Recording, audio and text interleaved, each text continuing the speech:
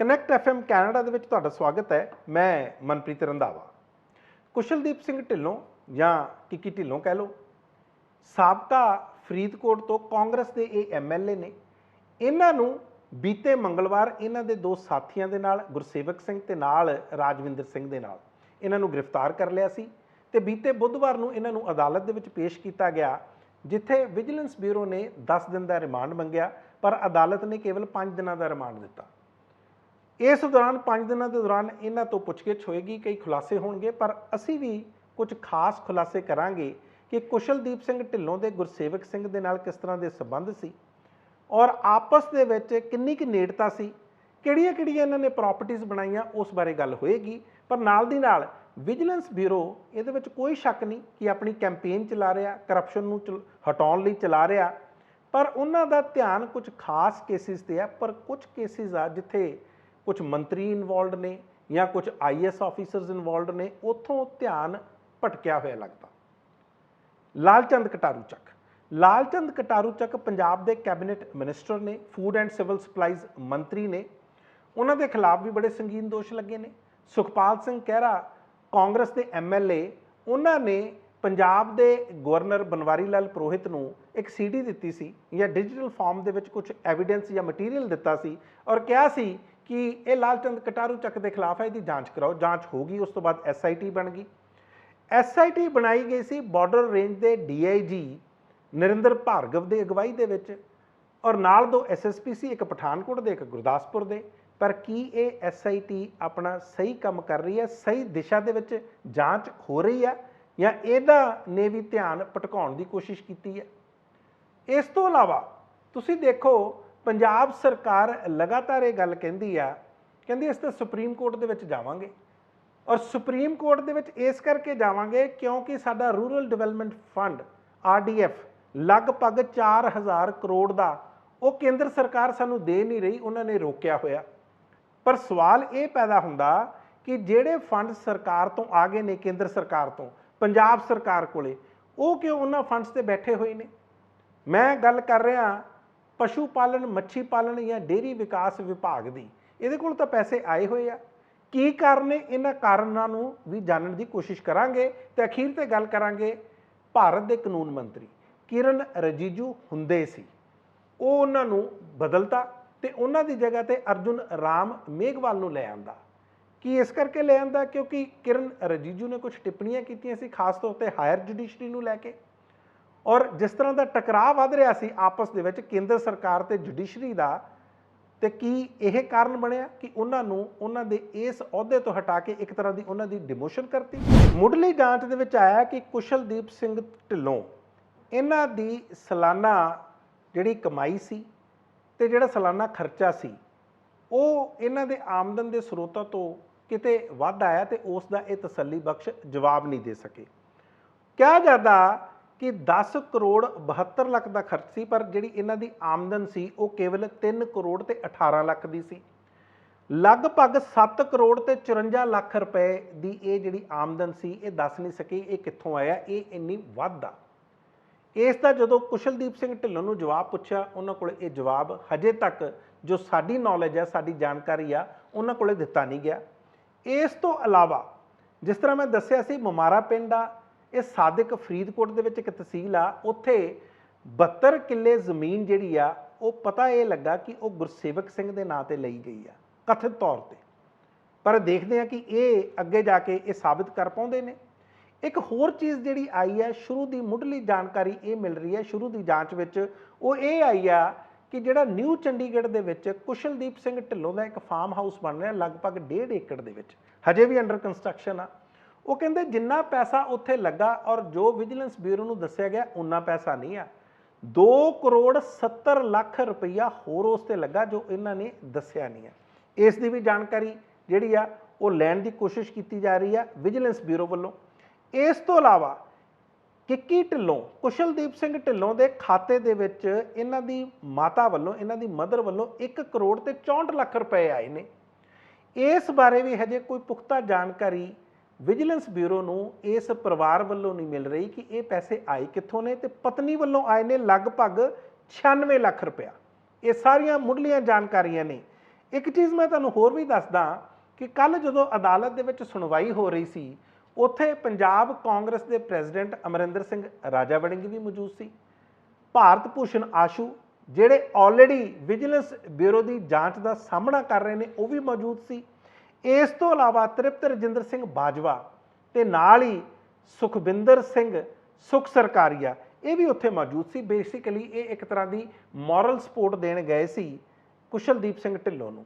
ਸਰਦਾਰ ਕੁਸ਼ਲਦੀਪ ਸਿੰਘ ਢਿੱਲੋਂ, ਜਿਨ੍ਹਾਂ ਨੂੰ ਕਿੱਕੀ ਢਿੱਲੋਂ ਕਹਿੰਦੇ, ਜਿਹੜੇ ਐਕਸ ਐਮਐਲਏ ਨੇ, ਜੋ ਉਹਨਾਂ ਦੇ ਖਿਲਾਫ ਬਦਲਾਖੋਰੀ ਦੀ ਕਾਰਵਾਈ ਕੀਤੀ ਜਾ ਰਹੀ, ਉਸ ਨੂੰ ਸਖਤ ਸ਼ਬਦਾਂ 'ਚ ਉਹਦੀ ਨਿੰਦਿਆ ਕਰਦਾ ਵਾਂ। ਔਰ ਨਿੰਦਿਆ ਇਸ ਕਰਕੇ ਕਰਦਾ ਕਿ ਜਿਹੜਾ ਡਿਸਪ੍ਰੋਪੋਰਸ਼ਨੇਟ ਐਸੈਟਸ ਦਾ ਕੇਸ ਆ, ਡੀਏ ਜਿਹਨੂੰ ਕਹਿੰਦੇ ਆਮ ਤੌਰ ਤੇ, ਇਹ ਤਾਂ ਤੁਸੀਂ ਅੱਛੀ ਤਰ੍ਹਾਂ ਘੋਖ ਲਓ।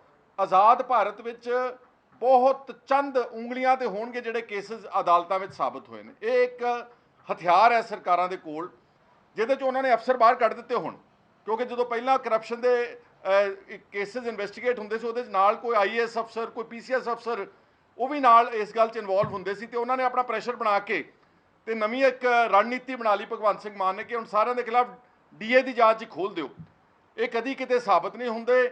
ਅਗਰ ਇੱਦਾਂ ਦੀ ਜਾਂਚ ਕਰਾਉਣੀ ਆ, ਤੁਸੀਂ ਸਾਨੂੰ ਦਿਓ ਸਰਕਾਰ 24 ਘੰਟਿਆਂ ਵਾਸਤੇ, ਅਸੀਂ ਸਾਰਿਆਂ ਦੇ ਡੀਏ ਖੋਲ੍ਹ ਕੇ ਤੇ ਸਾਰਿਆਂ ਨੂੰ ਫੜ ਕੇ ਅੰਦਰ ਦੇ ਦੇਵਾਂਗੇ। So this is pure political vendetta, not only against Kikki but against all senior Congress leaders of the state.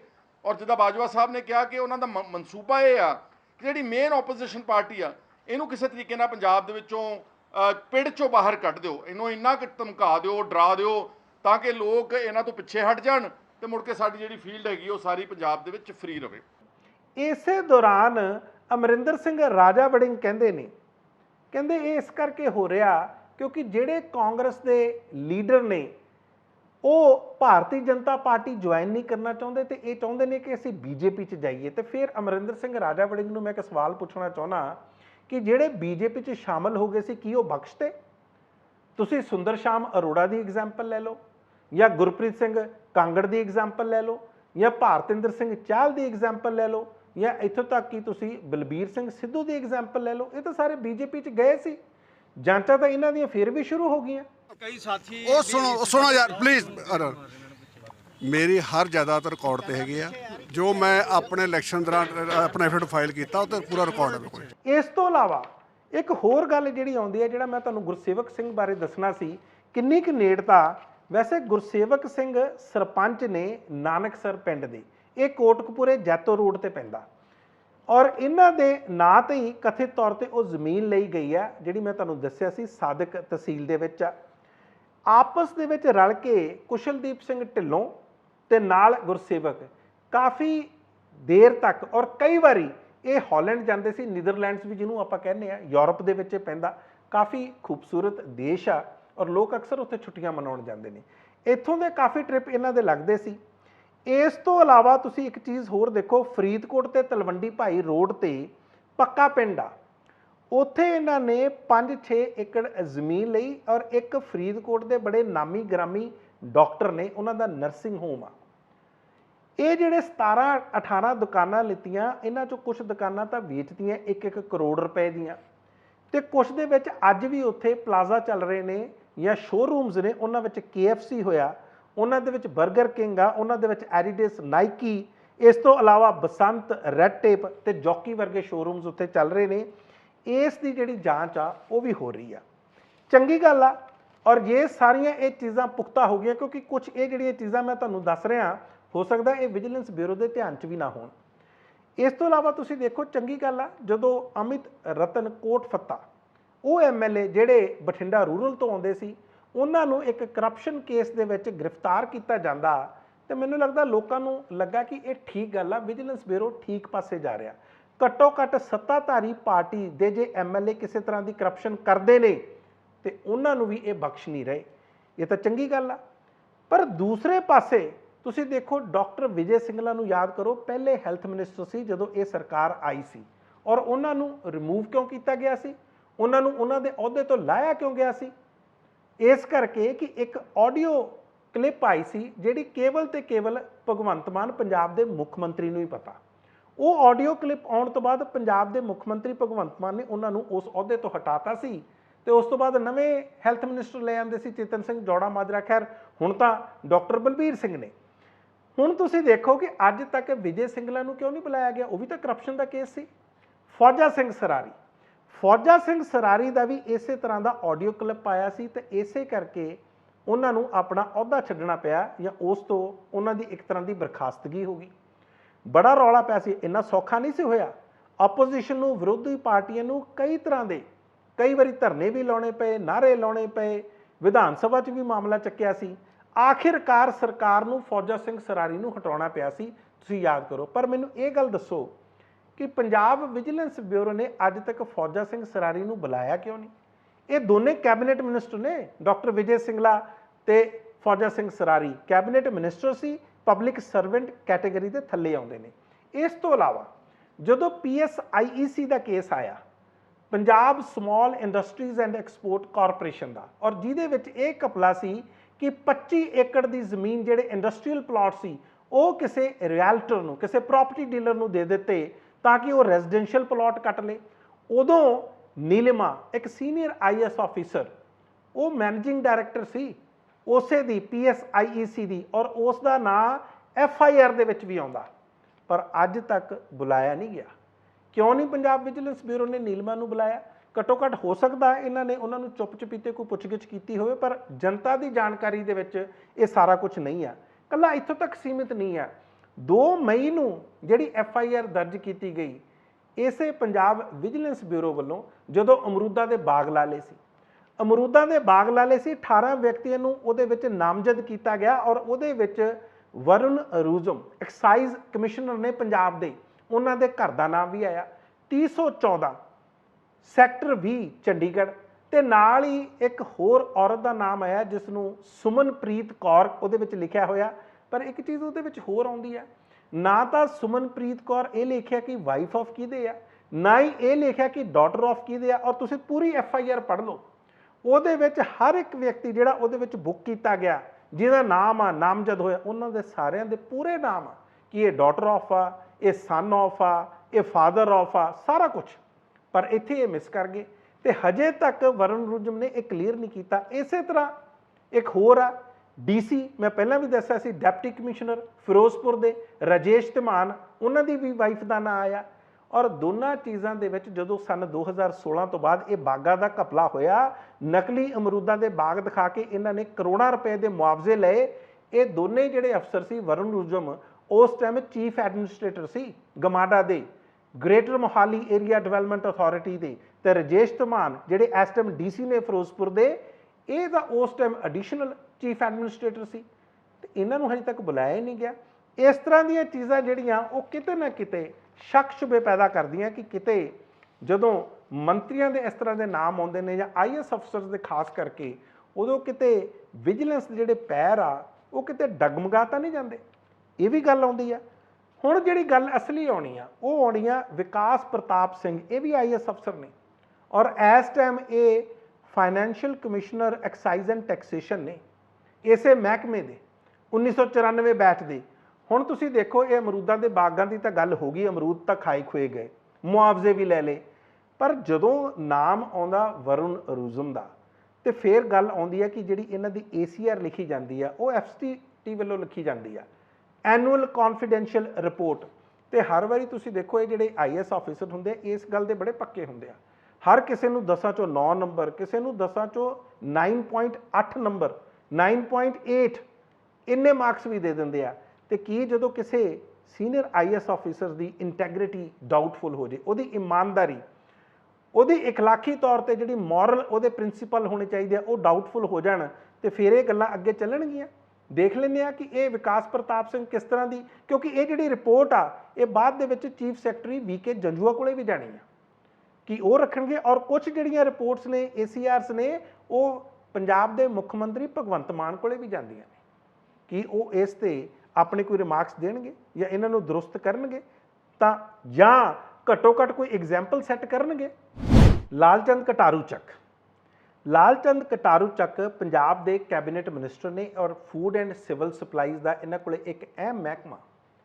1 ਮਈ ਨੂੰ ਸੁਖਪਾਲ ਸਿੰਘ ਖਹਿਰਾ ਪੰਜਾਬ ਦੇ ਕਾਂਗਰਸ ਦੇ ਉਹ MLA ਨੇ, ਭੁਲੱਥ ਤੋਂ MLA ਨੇ, ਉਹ ਗਵਰਨਰ ਕੋਲੇ ਜਾਂਦੇ ਨੇ ਪੰਜਾਬ ਦੇ, ਬਨਵਾਰੀ ਲਾਲ ਪੁਰੋਹਿਤ ਕੋਲੇ, ਔਰ ਉਹਨਾਂ ਨੂੰ ਇੱਕ CD ਦਿੰਦੇ ਨੇ ਡਿਜੀਟਲ ਫਾਰਮ ਦੇ ਵਿੱਚ, ਕੁਝ ਮਟੀਰੀਅਲ ਦਿੰਦੇ ਨੇ, ਨਾਮ ਨਹੀਂ ਲੈਂਦੇ ਉਹ ਕਹਿੰਦੇ ਕਿਸੇ ਮੰਤਰੀ ਦੇ ਖਿਲਾਫ ਮੈਂ ਕੁਝ ਦੇ ਕੇ ਆਇਆ, ਤੇ ਬਾਅਦ ਦੇ ਵਿੱਚ ਉਸੇ ਸ਼ਾਮ ਨੂੰ ਮਨਜਿੰਦਰ ਸਿੰਘ ਸਿਰਸਾ ਜਿਹੜੇ ਭਾਰਤੀ ਜਨਤਾ ਪਾਰਟੀ ਦੇ ਦਿੱਲੀ ਦੇ ਵਿੱਚ ਲੀਡਰ ਨੇ, ਉਹ ਇੱਕ ਟਵੀਟ ਕਰਕੇ ਇਸ ਦਾ ਖੁਲਾਸਾ ਕਰ ਦਿੰਦੇ ਨੇ ਕਿ ਇਹ ਜਿਹੜੀ ਸ਼ਿਕਾਇਤ ਆ ਉਹ ਲਾਲਚੰਦ ਕਟਾਰੂ ਚੱਕ ਦੇ ਖਿਲਾਫ ਆ। ਖੈਰ ਬਨਵਾਰੀ ਲਾਲ ਪੁਰੋਹਿਤ ਉਹੀ ਜਿਹੜਾ ਮੈਟਰ ਸੀ ਉਹ ਚੰਡੀਗੜ੍ਹ ਦੇ DGP ਨੂੰ ਭੇਜ ਦਿੰਦੇ ਨੇ, ਕਹਿੰਦੇ ਇਹਦੇ ਪਤਾ ਕਰਕੇ ਦੱਸੋ, ਕਿਉਂਕਿ ਸੁਖਪਾਲ ਸਿੰਘ ਖਹਿਰਾ ਵੀ ਚਾਹੁੰਦੇ ਸੀ ਕਿ ਇਸ ਦੀ ਘੱਟੋ ਘੱਟ ਫੋਰੈਂਸਿਕ ਜਾਂਚ ਹੋ ਜੇ, ਕਿਤੇ ਇਹ ਨਾ ਕਹਿਣ ਲੱਗ ਜਾਣ ਕਿ ਦੇਖੋ ਸੁਖਪਾਲ ਸਿੰਘ ਖਹਿਰਾ, ਜਿਵੇਂ ਭਗਵੰਤ ਮਾਨ ਪੰਜਾਬ ਦੇ ਮੁੱਖ ਮੰਤਰੀ ਨੇ ਤਾਂ ਸ਼ੁਰੂ ਦੇ ਵਿੱਚ ਕਹਿ ਹੀ ਦਿੱਤਾ ਸੀ, ਕਹਿੰਦੇ ਇਹ ਤਾਂ ਐਵੇਂ ਹੀ ਬੋਲਦੇ ਰਹਿੰਦੇ ਨੇ, ਇਹਨਾਂ ਦੀ ਗੱਲਾਂ ਦੇ ਵਿੱਚ ਦਮ ਨਹੀਂ ਹੁੰਦਾ। ਖੈਰ ਉਹਦੀ ਫੋਰੈਂਸਿਕ ਜਾਂਚ ਦੀ ਜਿਹੜੀ ਰਿਪੋਰਟ ਆ ਗਈ ਔਰ 4 ਮਈ ਨੂੰ ਪੰਜਾਬ ਦੇ ਗਵਰਨਰ ਬਨਵਾਰੀ ਲਾਲ ਪੁਰੋਹਿਤ ਨੇ ਉਹ ਸਾਰੀ ਰਿਪੋਰਟ ਮੁੱਖ ਮੰਤਰੀ ਭਗਵੰਤ ਮਾਨ ਨੂੰ ਭੇਜਤੀ।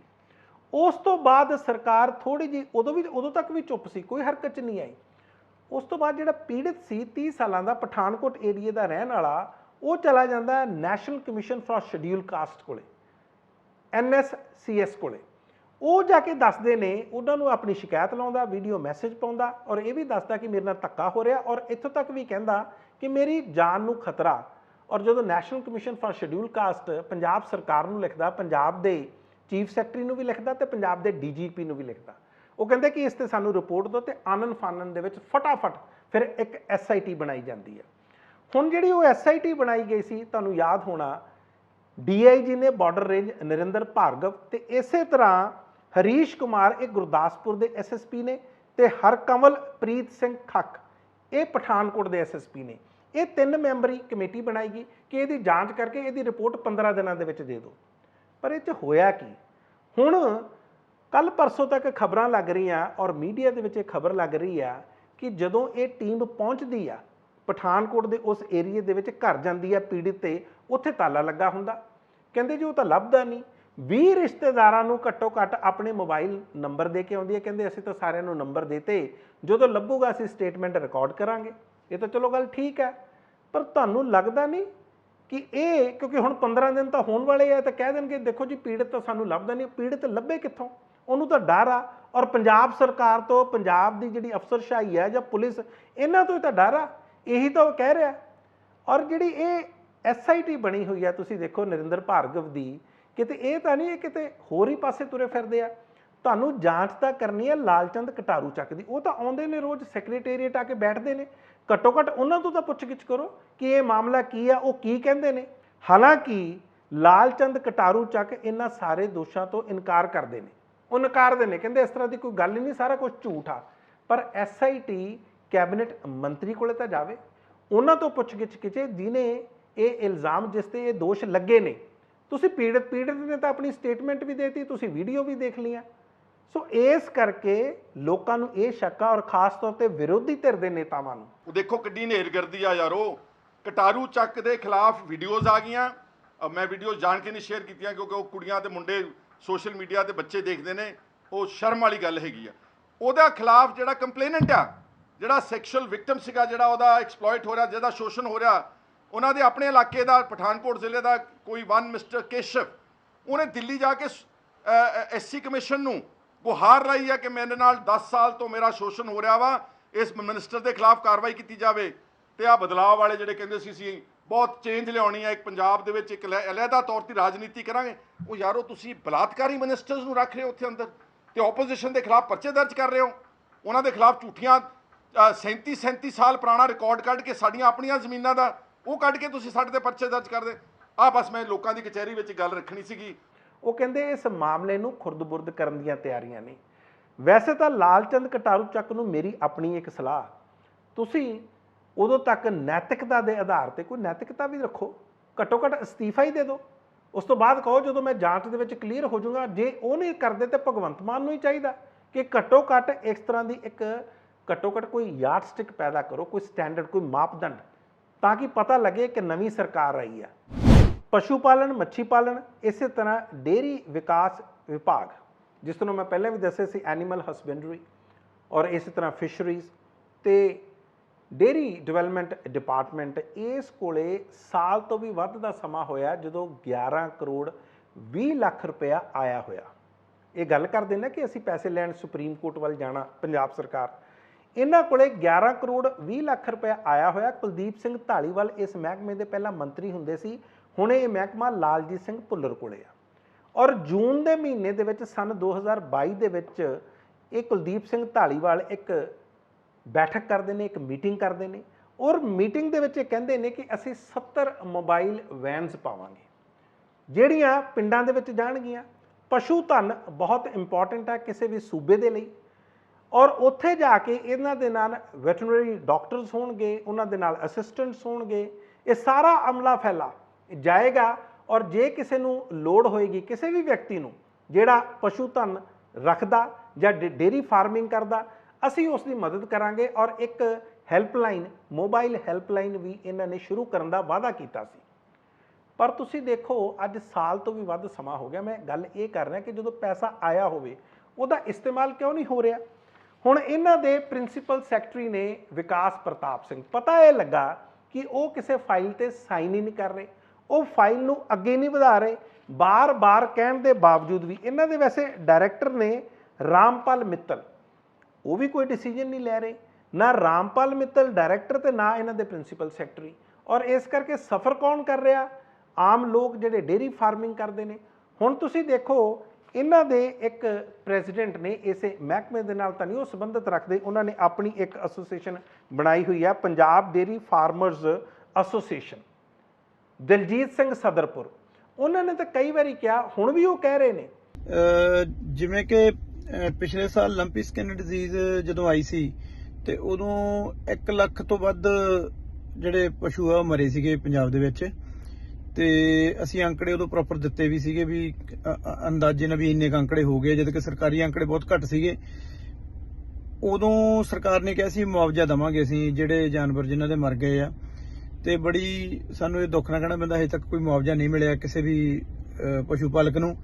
ਅਸੀਂ ਕਹਿੰਦੇ ਵੀ ਜਿਨ੍ਹਾਂ ਦੇ ਚਲੋ 5% ਮਰੇ, 7% ਮਰੇ ਆ, ਉਹਨਾਂ ਨੂੰ ਨਾ ਮੁਆਵਜ਼ਾ ਦਿੱਤਾ ਜਾਵੇ, ਪਰ ਜਿਨ੍ਹਾਂ ਦੇ 50 ਕੋਈ ਐਂ ਤਰੀਕੇ ਨਾਲ ਕੱਢ ਲਿਆ ਜਾਵੇ ਵੀ ਜਿਹੜੇ ਬੰਦਿਆਂ ਦੇ 50% ਜਾਂ 70% ਐਨੀਮਲ ਮਰ ਗਏ ਨੇ ਉਹਨਾਂ ਨੂੰ ਜ਼ਰੂਰ ਮੁਆਵਜ਼ਾ ਦਿੱਤਾ ਜਾਵੇ, ਕਿਉਂਕਿ ਉਹਨਾਂ ਦਾ ਤਾਂ ਕੰਮ ਹੀ ਬੰਦ ਹੋ ਗਿਆ, ਉਹਨਾਂ ਦੀ ਤਾਂ ਅਸਲ ਮੂਲ ਹੀ ਖਤਮ ਹੋ ਗਿਆ ਵਾ। ਉਹ ਵਿਚਾਰੇ ਦੁਬਾਰੇ ਉੱਠ ਨਹੀਂ ਸਕਦੇ। ਕਈਆਂ ਲੋਕਾਂ ਨੇ ਬੜੇ ਕਰਜ਼ੇ ਲੈ ਲੈ ਕੇ ਕੰਮ ਸ਼ੁਰੂ ਕੀਤਾ ਸੀਗਾ ਡੈਰੀ ਦਾ, ਚਾਹੇ ਕਿਸੇ ਨੇ 10 ਐਨੀਮਲ ਹੀ ਸੀ, ਕਈਆਂ ਦੇ 10 ਚੋਂ 8 ਮਰ ਗਏ ਆ, ਤੇ ਸਰਕਾਰ ਨੂੰ ਉਹਨਾਂ ਦੀ ਜ਼ਰੂਰ ਮਦਦ ਕਰਨੀ ਚਾਹੀਦੀ ਸੀ। ਦੁਬਾਰੇ ਲੰਪੀ ਦਾ ਸੀਜ਼ਨ ਫੇਰ ਸ਼ੁਰੂ ਹੋਣ ਲੱਗਿਆ, ਹਿਮਾਚਲ ਵਗੈਰਾ 'ਚ, ਉੱਤਰਾਖੰਡ 'ਚ ਸ਼ੁਰੂ ਹੋ ਗਈ ਹੈ lumpy skin disease.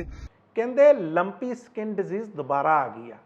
Himachal Pradesh ਦੇ ਵਿੱਚ ਵੀ ਇਹ ਆਪਣੀ ਦਸਤਕ ਦੇ ਚੁੱਕੀ ਆ, ਉੱਤਰਾਖੰਡ ਦੇ ਵਿੱਚ ਵੀ ਕੁਝ ਕੇਸ ਆਏ ਨੇ, ਤੇ ਪੰਜਾਬ ਉਸੇ ਤਰ੍ਹਾਂ ਪਿਆ। ਔਰ ਤੁਸੀਂ ਦੇਖੋ ਹਜੇ ਤੱਕ ਪੰਜਾਬ ਸਰਕਾਰ ਨੇ ਇਹ ਕਿਹਾ ਕਿ ਸਾਡੇ 18,000 ਤੋਂ ਲੈ ਕੇ 20,000 ਜਿਹੜੇ ਕੈਟਲ ਨੇ ਜਾਂ ਪਸ਼ੂ ਨੇ ਉਹ ਇਸ ਲੰਪੀ ਸਕਿਨ ਕਰਕੇ ਉਹਨਾਂ ਦੀਆਂ ਜਾਨਾਂ ਚਲੀ ਗਈਆਂ ਜਾਂ ਮਾਰੇ ਗਏ ਨੇ। ਪਰ ਇਸੇ ਦਿਲਜੀਤ ਸਿੰਘ ਸਦਰਪੁਰਾ ਦਾ ਕਹਿਣਾ ਕਿ 1 ਲੱਖ ਤੋਂ ਵੱਧ ਆ, ਇਹ ਸਹੀ ਅੰਕੜਾ ਦੱਸ ਹੀ ਨਹੀਂ ਰਹੇ। ਦੂਸਰੀ ਗੱਲ ਕੀ ਕਹਿੰਦੇ ਆ, ਕਹਿੰਦੇ ਸਾਨੂੰ ਕੰਪਨਸੇਸ਼ਨ ਦਿਓ, ਮੁਆਵਜ਼ਾ ਦਿਓ। ਕਈ ਸਰਕਾਰਾਂ ਨੇ ਦਿੱਤਾ, ਜਿਸ ਤਰ੍ਹਾਂ ਮਹਾਰਾਸ਼ਟਰ ਦੀ ਸਰਕਾਰ ਨੇ ਦਿੱਤਾ, ਇਸੇ ਤਰ੍ਹਾਂ ਕੇਰਲ ਦੀ ਸਰਕਾਰ ਨੇ ਦਿੱਤਾ, ਹੋਰ ਵੀ ਕਈ ਸਰਕਾਰਾਂ ਨੇ ਅਨਾਉਂਸਮੈਂਟ ਕੀਤੀ ਆ। ਤੇ ਦੂਸਰੇ ਪਾਸੇ ਤੁਹਾਡੇ ਕੋਲ ਪੈਸਾ ਪਿਆ, ਜਿਹੜੀਆਂ ਤੁਸੀਂ 70 ਵੈਨਸ ਪਾਉਣੀਆਂ ਸੀ ਜਾਂ ਜਿਹੜਾ ਤੁਸੀਂ ਸਟਾਫ ਲਾਉਣਾ ਸੀ, ਉਹ ਪੈਸੇ ਤਾਂ ਤੁਹਾਡੇ ਇਦਾਂ ਹੀ ਆ, ਕਿਤੇ ਲੈਪਸ ਹੀ ਹੋ ਗਏ ਤੇ ਫਿਰ ਕੀ ਕਰੋਗੇ?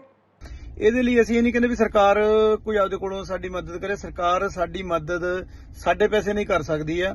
ਸਰਕਾਰ ਕੋਲ ਰੂਰਲ ਡਿਵੈਲਪਮੈਂਟ ਡਿਪਾਰਟਮੈਂਟ ਕੋਲ ਜਿਹੜਾ ਸਾਡਾ ਪਸ਼ੂ ਮੰਡੀਆਂ ਤੋਂ ਅਗਰਾਈ ਹੁੰਦੀ ਆ, ਉਹਦੀਆਂ ਮੰਡੀਆਂ ਚੜ੍ਹਦੀਆਂ, ਪਹਿਲਾਂ ਇਹ ਮੰਡੀਆਂ ਚੜ੍ਹਦੀਆਂ ਹੁੰਦੀਆਂ ਸੀਗੀਆਂ ਇਹ 100 ਕਰੋੜ 'ਚ, ਹੁਣ 80-85 ਕਰੋੜ 'ਚ ਚੜ੍ਹਦੀਆਂ, ਉਹ ਪੈਸਾ ਸਾਡਾ ਵਾ। ਇਹੀ ਕਾਰਨ ਆ ਕਿ ਜਿਹੜੇ ਇਹ ਅਫਸਰ ਆ, ਹੁਣ ਪਤਾ ਤਾਂ ਇਹ ਵੀ ਲੱਗਾ, ਹੁਣ ਇਹ ਤੁਸੀਂ ਆਪ ਸੋਚੋ ਕਿ ਜਦੋਂ ਅਜਵਾਏ ਸ਼ਰਮਾ, ਉਹਨਾਂ ਕੋਲੇ 2 ਮਹਿਕਮੇ ਸੀ, ਇੱਕ ਤਾਂ ਉਹਨਾਂ ਕੋਲੇ ਹੈਲਥ ਸੀ ਤੇ ਇੱਕ ਉਹ FCT C, financial commissioner excise and taxation. ਜਦੋਂ ਉਹਨਾਂ ਨੂੰ ਮੈਡੀਕਲ ਜਾਂ ਜਿਹੜੇ ਆਮ ਆਦਮੀ ਕਲੀਨਿਕਸ ਉੱਤੇ ਐਡਵਰਟੀਜ਼ਮੈਂਟ ਦੇਣੀਆਂ ਸੀ ਜਾਂ ਇਸ਼ਤਿਹਾਰ ਦੇਣੇ ਸੀ, ਉਹ ਨਹੀਂ ਸੀ ਦੇ ਰਹੇ ਤੇ ਉਹਨਾਂ ਨੂੰ ਹਟਾਤਾ ਸੀ। ਉਸ ਤੋਂ ਬਾਅਦ ਹੀ ਵਿਕਾਸ ਪ੍ਰਤਾਪ ਸਿੰਘ ਨੂੰ ਲੈ ਕੇ ਆਂਦਾ ਸੀ, ਤੇ ਉਸ ਤੋਂ ਬਾਅਦ IAS ਅਫਸਰਾਂ ਨੇ ਜਾਂ ਇਹਨਾਂ ਸਾਰੇ ਅਫਸਰਾਂ ਨੇ ਇੱਕ ਤਰ੍ਹਾਂ ਦਾ ਆਪਸ ਦੇ ਵਿੱਚ ਇਹ ਤੈਅ ਕੀਤਾ ਸੀ ਕਿ ਸਰਕਾਰ ਦੀ ਕੋਈ ਇਸ ਤਰ੍ਹਾਂ ਦੀ ਪਾਲਿਸੀ ਆਊਗੀ ਜੋ ਸਰਕਾਰ ਨੂੰ ਕਿਸੇ ਤਰ੍ਹਾਂ ਇਹਨਾਂ ਦੇ ਇਮੇਜ ਨੂੰ ਸੁਧਾਰੂਗੀ ਜਾਂ ਇਹਨਾਂ ਦਾ ਜਿਹੜਾ ਇਮੇਜ ਆ ਉਸ ਨੂੰ ਨਿਖਾਰੂਗੀ, ਤੇ ਅਸੀਂ ਨਹੀਂ ਇਸ ਤਰ੍ਹਾਂ ਦਾ ਕੋਈ ਕੰਮ ਕਰਨਾ। ਕਿਤੇ ਇਸੇ ਕਰਕੇ ਤਾਂ ਨਹੀਂ ਇਹ ਫਾਈਲਾਂ ਜਿਹੜੀਆਂ ਕੱਢੀਆਂ ਹੀ ਨਹੀਂ ਜਾ ਰਹੀਆਂ।